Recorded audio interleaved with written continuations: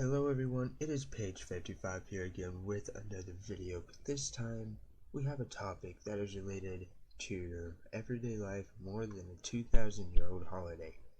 Calendars, yes, very interesting, but there are some very cool calendars, so I recommend sticking around and watching the video. Who knows, maybe you'll find it interesting and start living by a different calendar from now on. The Gregorian calendar is the calendar you most likely use in your everyday life. You know the 12 months and the 7 days of the week, but do you know where this calendar came from or how it relates to the Ethiopian calendar? Well, you will now. To know the Gregorian calendar, you must first learn about the Julian calendar created by Julius Caesar in ancient Rome. This calendar was made to replace an overly complicated lunar calendar. A lunar calendar is based on the cycles of the moon. Commonly, a month starts on a new moon or full moon in these calendars.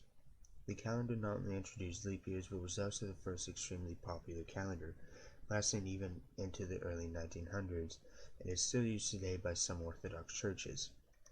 A leap year occurs every 4 years, with an extra day being added to the last month. The calendar had 12 months, just like the Gregorian calendar does. However, the Julian calendar got off to a bad start with leap year cycles. By accident, they had made it every 3 years instead of 4 years. They eventually fixed this, but that, along with other factors, made the Julian calendar be off by about 10 days during the 1500s. Because the calendar was so behind, it threw off many things, including important holidays like Easter. Due to this change, Pope Gregory VIII decided to change the calendar in order to line the tropical year and the solar year back up, at least on paper. A tropical year is one full rotation around the sun, which is just about 365.4 days. In 1582, Pope Gregory VIII, with the aid of scientists at the time, created the modern calendar you use in your everyday life. The calendar is called the Gregorian Calendar. I'm sure you know how the calendar works. So instead of explaining the calendar, I'm going to explain its history and why some countries would not accept the calendar. When the calendar was first introduced in 1582, it was introduced about 50 years after the Protestant Reformation started, during a time when many countries were no longer a part of the Catholic Church, so only some countries accepted the new calendar at first. Countries including Spain, Portugal, and Italy quickly accepted it. There are some countries, however, that chose not to accept the calendar. One of these countries was England. England didn't accept the calendar, and some even called the calendar an attempt by the Catholic Church to silence the Protestant Reformation. Eventually, in 1752, England finally accepted the calendar, which means that England has only used the calendar for about 30 years longer than the United States has existed. It's kind of amazing. The last country to adopt the Gregorian calendar was China in 1949. They adopted it in an attempt to seem more modern. This was before everyone died of a famine. Today, the Gregorian calendar is used worldwide and is the official international calendar. Of course, some countries still use their own calendars. These countries include India, Ethiopia, more on those here soon, but those are far and few. As mentioned above, Ethiopia uses its own domestic calendar.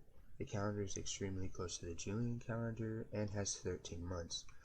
12 of these months have 30 days, and the 13th month has a total of 5 to 6 days, depending on if it is a leap year or not. Similar to the Gregorian and Julian calendars, the leap year occurs every 4 years. This calendar is the most well-known calendar besides the Gregorian calendar, and I would say that's because it has 13 months and is 7 years behind the Gregorian calendar.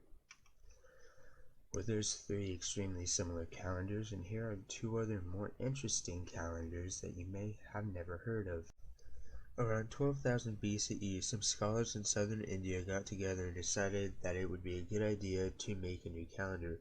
Today this calendar is known as the Panchanga or the Hindu calendar. The Hindu calendar has 12 months and is a lunar solar calendar. This calendar has many local variations that may cause holidays to be celebrated on different days depending on where in the world you are.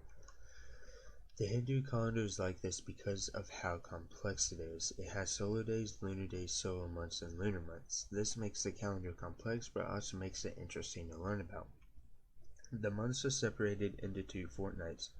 When the moon is waxing, it is known as a bright fortnight, and when the moon is waning, it is known as a dark fortnight. Some solar months are actually named by and defined by zodiac signs. Usually, a new solar year will begin on the last new moon before the spring equinox arrives.